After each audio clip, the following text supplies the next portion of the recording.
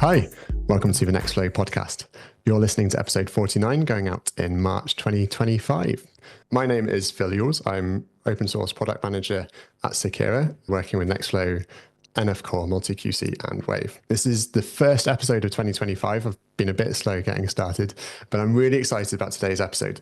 We've got Olga Botvinnik, who's going to join us today and tell us all about her involvement with the community in the past, and also a little bit about what she's doing now.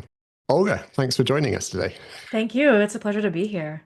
So, Olga, you and I, we go back quite a few years now. I think we first met in San Francisco in 2018, I want to say, probably. That sounds familiar. Yeah, I was using a different workflow manager. We don't talk about those. Until I saw the light of Nextflow. That's great. Yeah, so back then, I basically invited myself along to the Trans-Zuckerberg BioHub where you were working in San Francisco, and we got chatting, and then that was right at the genesis of NF Core. But before we get too carried away with reminiscing, tell us a little bit about who you are and your career so far. Sure. So my name is Dr. Olga Botvinnik. I am the founder and CEO of Seanome, which is a nonprofit research institute for marine genomics. And like many of you, we write code to find patterns in DNA. And specifically, we are looking for patterns in genes or proteins that are previously unknown and figuring out how we could actually make them known and understood so that we can better serve our planet and serve human health. And I guess brief overview is I was lucky to go to MIT for undergrad, where I studied math and biological engineering. One of like two people to double major in that because back then there was no computational biology grouping. I stayed in Boston for a year to work at the Broad Institute, where I was lucky to work with Jill Meserov. And then I went and did a master's degree at UC Santa Cruz, and that wasn't enough school for me, so I decided to do a PhD at UC San Diego, where I finished in 2017. And there I studied computational analysis of single cell alternative splicing. So I've been thinking about single cell and how to annotate genes for a while, because with alternative splicing, you're really thinking about what is the difference when you include this exon or not. And that turns out to be pretty tricky. Must have Anyway, been really early days for single cell techniques back then. yeah, it was. The data set I was using was a 170 cell data set, all generated with a Fluidigm C1 system. So back then, we didn't really know how much depth you needed per cell. So we just went overboard and got a few million reads per cell with the SmartSeq 2 technology. And unfortunately, with SmartSeq 2, and with I think any three bind or poly A enrichment, you're going to get mostly the poly A tail. So we just didn't get the full transcript coverage that we were hoping. But yeah, it was early days. Like I basically built an internal version of ScanPy for myself and many other tools. Yeah, so I came to CZ BioHub to work on more single cell projects. So I worked on the flagship Tabula Muris mouse cell atlas, Tabula Muris Senis mouse aging cell atlas, Tabula Sapiens helped out a bit. So that's the human cell atlas. I was really excited about the Tabula microcebus, so that's on the mouse lemur, which is not a mouse, it is a primate. It's like the smallest primate and the fastest reproducing primate that we know of. And I think working on that organism is really what got me interested in how do you annotate organisms? How do you think about working with organisms that are so understudied compared to human? And how do you work with them well? Because coming from the human world, we're very, very spoiled with nearly every gene annotated, though still 2,000 of them don't have a known function. For those of you out there who think human is that everything is solved. And so I came up with a way to annotate cell types across species without the need for a reference genome. And what that means is that when you align to reference genome, you could be throwing out maybe 50 or more percent of your data because the DNA sequence reads just don't align. So if you convert the reads to a protein alphabet and then take another abstraction away of thinking about just the biochemical properties of the protein, then you're able to annotate across species in a fairly coarse way, not quite as granularly as this is a helper T cell or whatnot. It wasn't as refined, but still at the course level, I thought it was very promising. Out of curiosity, this is really interesting technique. It reminds me a little bit of bisulfite making a three-letter library, simplifying with genomic code. Once you have those orthologs, can you go back to the underlying DNA sequence and see what percentage identity you have? Yeah, that's a great question. So we do keep the underlying protein sequence now. So we're working with the protein words now, and then we abstract away into a reduced protein alphabet. Right now we're using a two-letter alphabet. When we create that from the protein sequences, we do keep, here was the original protein sequence, and this is the encoded version. So yeah, in the end, we do want to see what was the original versus the end. I love the question of what is the sequence identity, because I think it's going to be quite low. Which is kind of fascinating in itself. So then I went to Arcadia Science for a little bit, working on non-model organisms. And I think that wasn't quite the right fit for me. So then I decided to learn more about drug discovery by joining BridgeBio, where I was there for about 2.5 years. I had a really wonderful time at BridgeBio. Fantastic colleagues, really smart people working on such meaningful work, making therapies for people with no other option for rare Mendelian diseases. We had quarterly patient days, and those were all like tears and then really productive work. Like, I need to get drugs to these patients. But I really missed basic science. And I missed thinking about how to make science better for everyone and like, contributing to the more global scientific community. And how could we make tools that enable the researchers studying these understudied organisms? I think really fascinating to me is that even though these organisms are understudied, it's the majority of organisms on the planet, right? By some measures, we have around 10 million animal species on the planet, and less than 1% of them have a genome in NCBI genomes. That's rapidly changing with the Earth BioGenome Project and other projects like that. But still, what that means is that the database that we have is extremely biased. When we're using tools like AlphaFold to predict structure, it's almost like we trained AlphaFold on like Russian mathematics textbooks primarily, aka human species, and then are trying to apply that to everything else. It's just not quite the same. And I think there's similar but different rules in other organisms and about what's compatible with life there, but we just don't really see the full biodiversity of life and to be able to annotate it. So that's what got me interested in creating Seanome. And I got really excited about the ocean, partly from my colleague Olga Botvinnik at Stanford Hopkins Marine Station, who works on the coolest organism in the world, which is Botrytis schlosseri, and it's a colonial tunicate that has a immune gene that's very similar to our HLA genes, to the human organ transplant genes. What did you say the creature was? A colonial? It's a colonial tunicate. It's called Botrytis schlosseri. So they get their name because they have a like tunic around them, but they are our closest relative that is not a vertebrate, but is still a chordate. So it Okay. has a brain, a heart, a stomach, has a central nervous system, lives in colonies. So it almost looks like a little daisy flower where each petal is one of the zooids that group together into a colony. For two of these colonies to fuse, because they are sessile like trees. When they are first born, they're like a little tadpole, and then they have to make the biggest decision of their life, which is where do they live? And then they find a place to live, and they live there for a while. If they expand and get big enough to meet another colony, now they have to decide, ooh, are we gonna be friends or are we gonna be enemies? And so it turns out there's this one gene that decides if they are friends or enemies. And the allele has to be the same, kind of like our HLA genes for organ transplant. There needs to be an HLA match.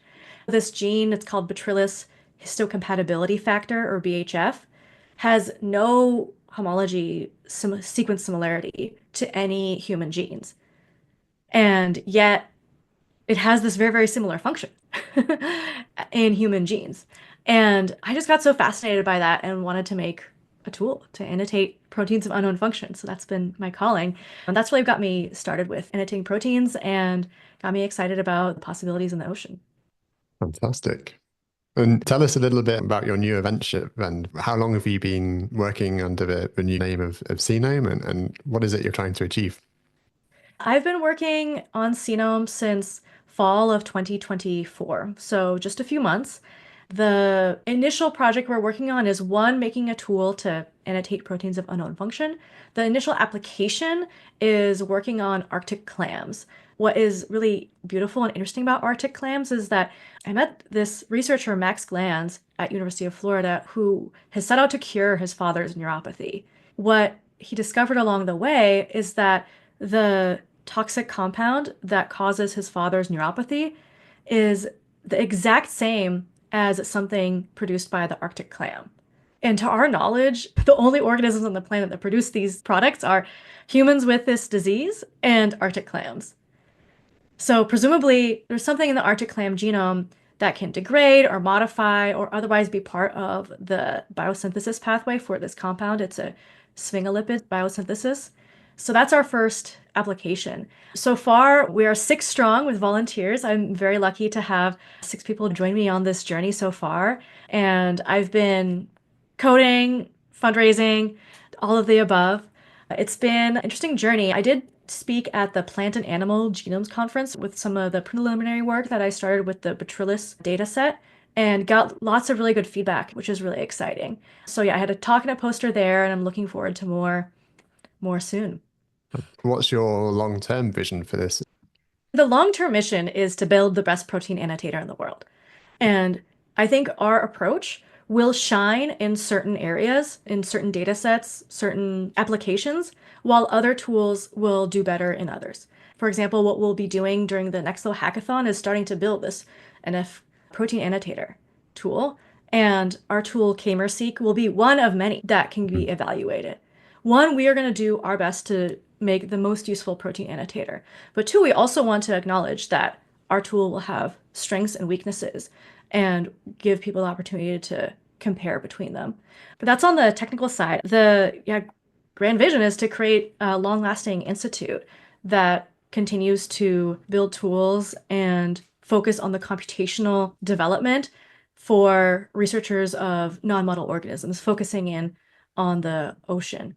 I hope to work with indigenous communities. This is something I really have a lot to learn about.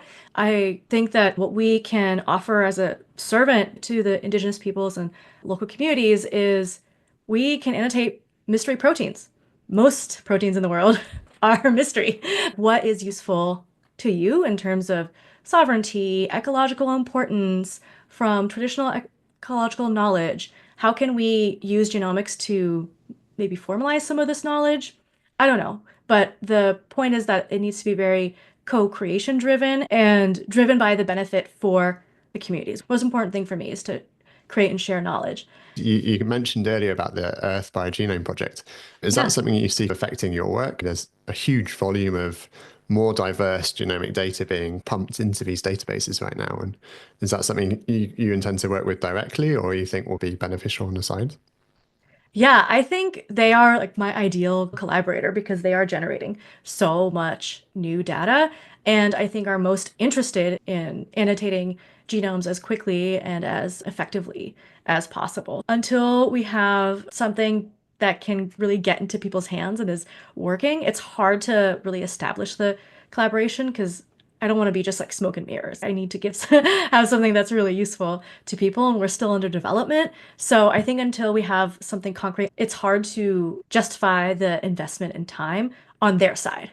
But yeah, I think that working with them would be really, really beautiful. We are focusing on the ocean, but ultimately our tools are applicable to any organism. I should also mention that we're not doing metagenomics. We're doing animal genomics.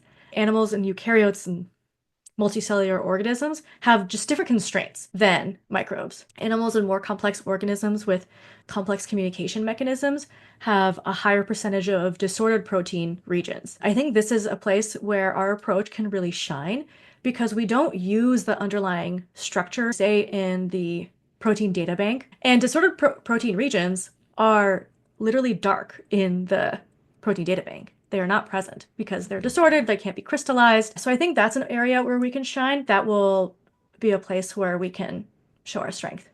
Could your techniques work with prokaryotes and non-animal organisms, or is it that there's something fundamentally different between how these organisms work? Yeah, I haven't tested that yet. right now our focus is going to be optimizing for Yeah. animals and metazoans, multicellular organisms. I don't see why they wouldn't work for prokaryotes and archaea. I think each will require different approaches. You mentioned the NF core pipeline you're starting to work on. Tell us a little bit about this pipeline. Sure. So I've made the bold choice to not write any code until we have drawn the metro map of that pipeline, which is pretty exciting. Where K-merseq will fall in, it will be like BLAST, Diamond Blast, FoldSeq, Eggnog, and Paranoid, OrthoFinder to identify somewhat orthologs, except we're not really interested in orthologs in the genetic sense that these genes have the same ancestor. But I'm most interested in functional homologs, that these are functionally interchangeable. So the best example I know of is BCL2 in humans and SED9 in C. elegans, which are both apoptosis regulators. And a paper in 1994, amazingly, like 30 years ago now, showed that these two genes, even though they only have 23% sequence similarity, are functionally interchangeable from human to C. elegans. You can delete the BCL2 in humans, insert SED9 in the version into humans, get the same function. Similarly, in C. elegans, you can remove SED9, put in BCL2, and get the same function. I'm really interested in finding those kind of comparisons, and that is a different question than orthology. But I think the tools can be quite similar, and the benchmarks can be similar, although the philosophy will be different. Yeah. So you're going to try and build any benchmarks into the pipeline, or is that something you expect people to do themselves? Yeah, I would love for that pipeline to become the tool we use to benchmark against the various data sets. So the SCOP-E, so Structural Classification of Protein Extended data set from Berkeley, or the Quest for Orthologs data set, we can really design that pipeline to be a comparison benchmark tool, which I think is really exciting. So I can make the right tool and the right decisions. I want to know for this gene, what are all the possible annotations from all the tools? And which ones do I trust? Which ones do I not trust? And I think that will be the most interesting way to apply and compare across the different tools. What are the outputs of the pipeline you're building once you've got your proteins of similar functional orthology? Where do you go with those results and what can you do with them? Yeah, as of like today, the output is a region of a protein in UniProt and what protein sequence that is. What we're working on is taking that region and going back to what domain is annotated in UniProt for that. So we're only using SwissProt for that because that's the very well curated data set and I think has the most trustworthy results. The goal is to have the domain annotated. So this could be a DNA binding domain, phosphorylation site, a membrane tether, and so on. And what you do from there is do an experiment. What I'm making with Seanome is a 0 to 1 tool. I'm really interested in proteins that when you run BLAST, FoldSeq, Hammer on these tools, you get literally 0 results, or you get results that are like mixed and confusing. I'm really interested in what could this protein do? What is its function? And our goal is to create hypotheses. Instead of saying, I literally don't know what this protein does, I can now go do an ELISA to see if this binds this particular protein. I can now go do a DNA binding experiment. I can now do a p32 phosphorylation experiment and see if this is phosphorylated. So, of course, we'll have to work in tandem with experimental labs to make sure our results and predictions are useful and informative. One thing I was curious about, I remember your first pipeline, I think it was called K-Mermaid. I was wondering if there's any kind of overlap or kind of history that connect these pipelines. Is there any similarities here? Yeah, the underlying tool that we use called Sour Mash to do the K-mer sampling and in particular conversion of our protein sequence to a reduced alphabet. So we use a 2-letter alphabet of hydrophobic and polar, which turns out to partition the amino acid space exactly in two, so 10 and 10 each. We use Sour Mash to do that because it's very optimized to use K-mers. It has a Rust plugin, so it can be like stupidly fast. What we need to figure out is going back to the original K-mers is still not as fast as I would like. What's beautiful about Sour Mash is the new Branchwater plugin, which is a very Rust optimized version. can search millions of DNA records in seconds. So that speed can really enable completely new questions that you just weren't able to do before. It reminds me of the bow tie paper. So Ben Langmead posted on Twitter a while ago of the rejection letter from Nature Biotech of the bow tie 2 paper. The improvement was speed, and that it was 10x faster, or whatever the value was, faster than before. And the editor said that faster is not an innovation. And yet, with the innovation of Bowtie 2 and it being faster, now things like RNA-seq become a lot easier. Those become so much more routine. So I find it interesting in the more academic science community that the innovations in engineering aren't always recognized as breakthroughs. That new tools enable new science is a big philosophy of mine. I believe that I am making new kinds of microscopes to look at sequence data. My happy place is looking at ACTs and Gs and thinking about, how could this make more sense? How could I turn all these letters into a table, into something that is interpretable and then can be used to come up with new hypotheses? And I want that to be a kind of guiding principle of the organization that, yes, we will publish, yes, we will make tools, but what really guides us is how useful is it tool? Are people using it? What problems are they running into? How can we make it easier to use? What edge cases are missing? Things like that. That engineering mindset for science, I haven't found in too many places. I remember now why you and I get on so well. We're kindred spirits in a sense. Yeah. I mean, of course, Takara is doing that. In academic science, I don't see that as often. There's some places that do it very well. They're swimming upstream, I'd say. It's hard to get grants to do software maintenance, where you need to maintain tools because so much of bioinformatics just relies on this foundational bedrock of bioinformatics. And yet, saying we need the grant to make sure that 80% of bioinformatics, 80% of biology is actually possible, somehow doesn't transfer, doesn't click. I think it's probably not specific to bioinformatics, in fairness.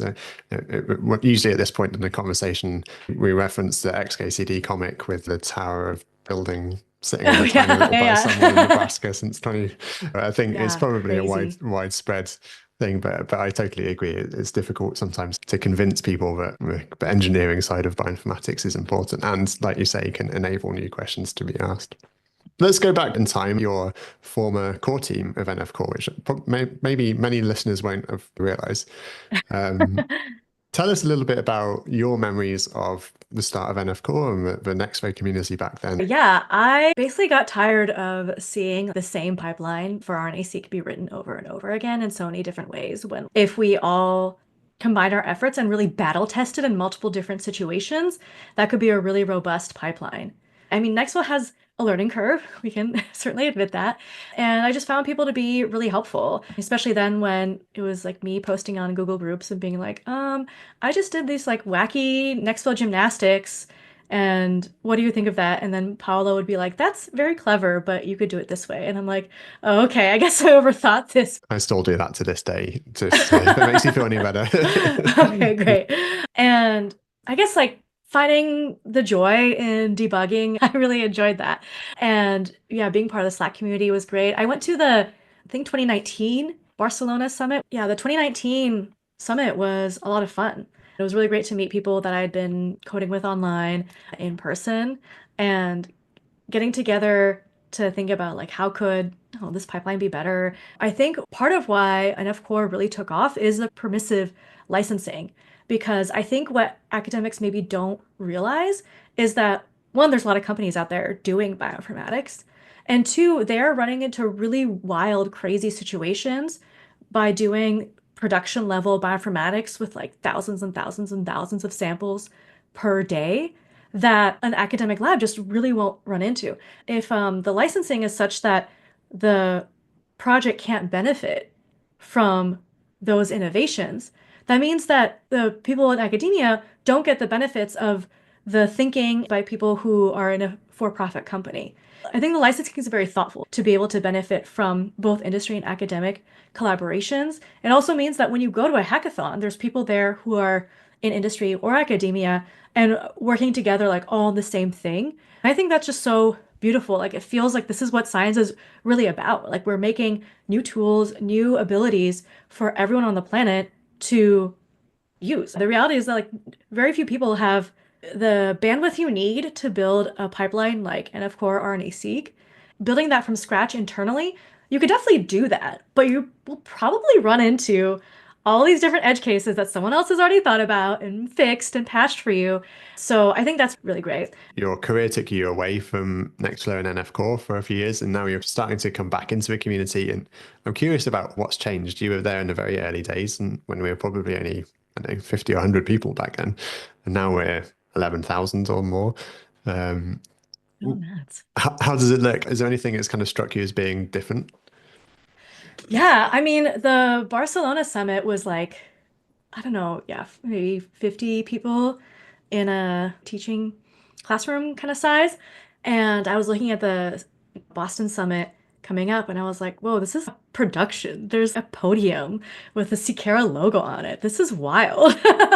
So just like I think the growth and the formalization has been very cool and very interesting. Like I noticed the help hours, and I think that's really crucial because getting help with using or setting up or writing your Nextflow pipelines is super helpful. So, so helpful. Part of why I want to join the community was because there was maybe me and a few other people. It's a little lonely. And then you join a community and you're like, oh my God, you love RNA-seq? I love RNA-seq too. Let's compare aligners. Yeah, let's do it. There's just a lot of fun excitement around that. And that hasn't changed. I think that's still there. I think that's really nice.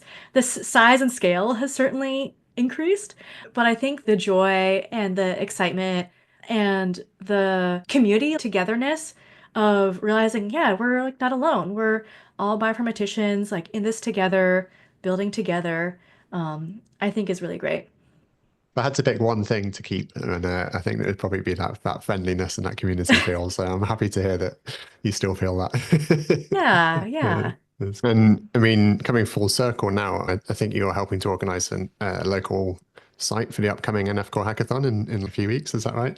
Cisco? Yes, yes, helping to organize the San Francisco site for NF Core. Yeah, I'm really excited for it. Yeah, I'm excited to work on the protein annotator tool. So within Seanome, we'll be working on that. I think my plan is to use some online tools so we can edit a metro map together and then start building. But I think it'll be very nice to have our North Star, what we're building, figured out Mm. ahead of time.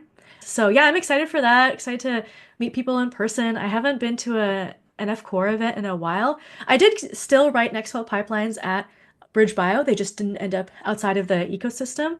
It'll be really fun to build with other people again. Like, oh wow, I'm like coding with all my friends. This is great. You've led me very nicely onto my next topic, actually, which was to step a little bit away from Nextflow and NF Core and talk a little bit more about your science communication efforts over the year. In the past, you're going to have to remind me of your username, but it was like Bioinformatics Beyoncé or something like It that. was, yes. I am a really big Beyonce fan. I went to my first concert in 2008. At the time, her eponymous album, Beyonce, had just come out. So I created, yeah, a Bioinformatics Beyoncé persona using that styling from her album. That was a lot of fun to code around that. I think for Senome, I'm going to be streaming as well. Just here, I am doing science. I am coding today because I'm a big fan of peeling back the curtain. And I think the reality of science, if you're not within the field of science practitioner, you may not know what the day-to-day could look like. The day-to-day could look like I'm editing this figure in Canva, or I am like debugging this Python thing or Nextflow thing. I think the reality of day-to-day science is it can be interesting to people to share. I think I was sharing like, oh, I was doing like some genome assembly on a super beefy machine and sharing the like H-top of, oh yeah, it's taking up all 128 cores and 2 TB of RAM and order all the processes going. And I just thought it was a lot of fun and to connect with people who I may not have and give them a glimpse of what it's like to sit behind the desk and do the science and get questions that help me think about science differently, that he helped me think about what am I doing? Why am I doing what I'm doing? How is this useful to the people I'm talking to? How can I communicate more clearly the impact of what I'm doing? And streaming, I find nice because Then I don't have to do too much editing afterwards. So I think that's going to be a fun venue. I look forward to it.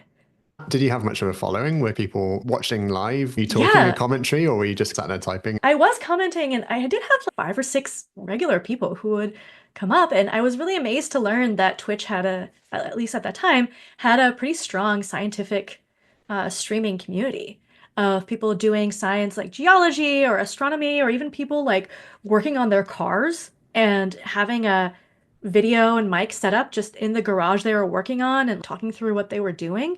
I thought that was just pretty cool that people were sharing in all these different ways. And I was really amazed to see that people were so interested in science. So yeah, a bit of a following, hope to grow more. We also have a blog, the blog.cnome.org, which is probably the best place to learn more. That's where I update the most.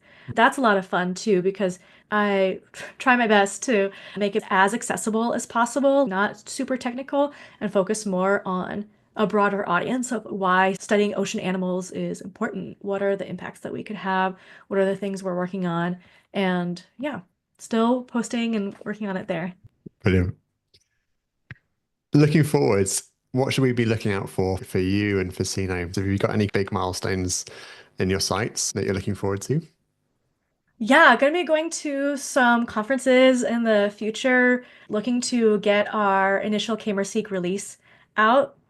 I think initially we'll be focusing on the Nextflow pipeline version because I have a CLI that wraps several commands together, but some of them have longer processes than others. So I think putting it into a Nextflow pipeline where some of the processes can just sit and run for a while, but not be blocking others from finishing will be the way to go. And we'll be working on a paper for that as well.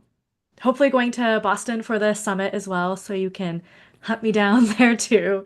Happy to talk to anyone about career, industry versus academia. I get that question a lot. Yeah, and anyone interested in annotating proteins of unknown function, I would love to talk to you about the problems you're facing, any specific tools you're thinking about, data sets you're thinking about. I'd love to hear, especially if you're having issues with disordered protein regions and low sequence similarity. Those are the two things I would love to hear your struggles with. Is there any final thoughts you'd like to leave us with? Mm. Sure, I'd love to just plug why the ocean a bit more. So by my calculations, the planet has around 14 quadrillion unique proteins. And in UniProt, our biggest protein database, we have about 250 million that are cataloged. So quadrillion to million is what, 9 orders of magnitude difference? And that's insane. If you think about total addressable market from a startup perspective, like that is so huge. And why the ocean is we can bite off a tiny piece of that 14 quadrillion, just 43 billion proteins in ocean animals.